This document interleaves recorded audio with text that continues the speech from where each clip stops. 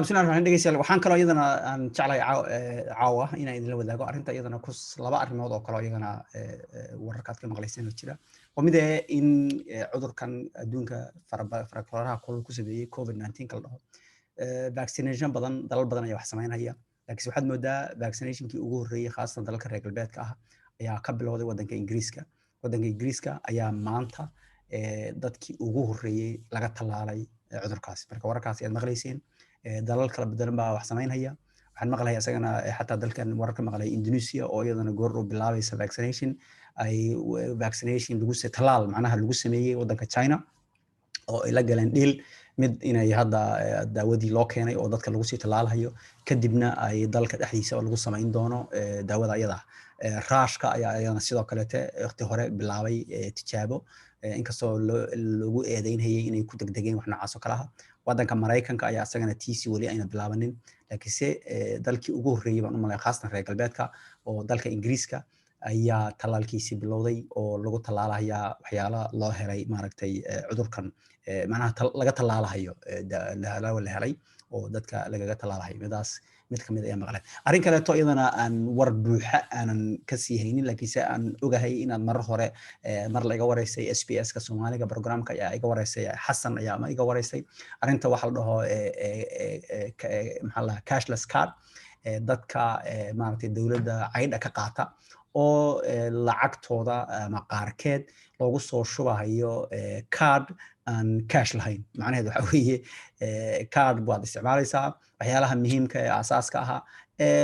lacagta marka asalkeeda loogu talagalayba sida cuntada guriga kiradiisa iyo wixii la mid aha waa lagu gadan karaa laakiin si looma isticmaali karo waxyaalo kale oo iska faakahaysi ah taana waxa asalkeedu tahay dadka khamrida yacba iyo kuwa khamaara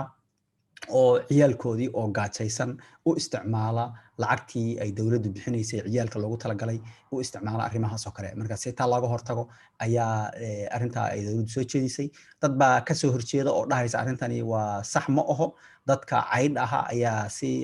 khaas ah loogu macnaha loola dhaqmahayaa oo waxaana la leeyahay waliba khaas dadka indigenouska aboriginka ah baa loola jeedaa dadka kale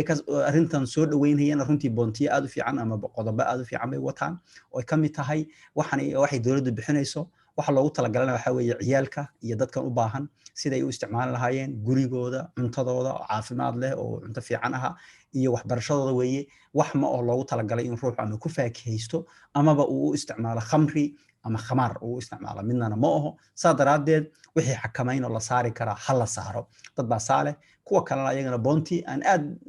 markii kir loo fiiriyo aan saa u xoog badnayn runtii laakiin haddana se ay ka cabsan hayaan inay ka imaato arrin kale ay ka dhalato arrintaasi taasoo ah dadka tabarta yar ama caydha ah ee dawladda u baahan in si khaasa gaar loola dhaqmo oo maaragtay wixii xoolihii dawladdu ay siinaysay oo laga yaabo iyaga naftooda inay qayb ka qaateen mar oo canshuur bixin jireen inay macnaha say doonaan inay ugu tasarrufi karin taana marka hadda waxa la soo jeediyay bas lagama cabsanayo waxa ka dhalan kara ee mustaqbalka la keeni karo oo la dhigi karo hadaad sidan tahay oo dawladda waxeeda aad u baahan tahay maaragtay xor uma tihid inaad meesha doonto degto inaad cuntada doonto gadato maqaaxidaad doonto inaad ka cuntayso inaad cuntada doonto gadato arrimo noocaas oo kale ka cabsanayaan waa arrin muhiim ah marka haddii arrimahaasi la sugi karo inaynan arrintan keenaynin inay ka dhalanaynin ana waxaan aaminsanahay programku asaliyan asaas ahaankiisu inuu wanaagsan yahay waxaana ugu horeysay uu la dagaalamayeen waxa weeye saan sheegay khamro iyo khamaar labaduna oo waxyaalo inaga mujtamaceena markii la fiiriyo mujtamaca guud ahaan aan u fiicnayn maaragtay inta la yareyn karana la yareeyo ay tahay marka labadaaba arrimoodba ayadana way jirtaa waxaan rajeynayaa usbuuca soo socda inaan idinla wadaago xogo dheerada asalaamu calaykum waraxmatullahi wabarakaatu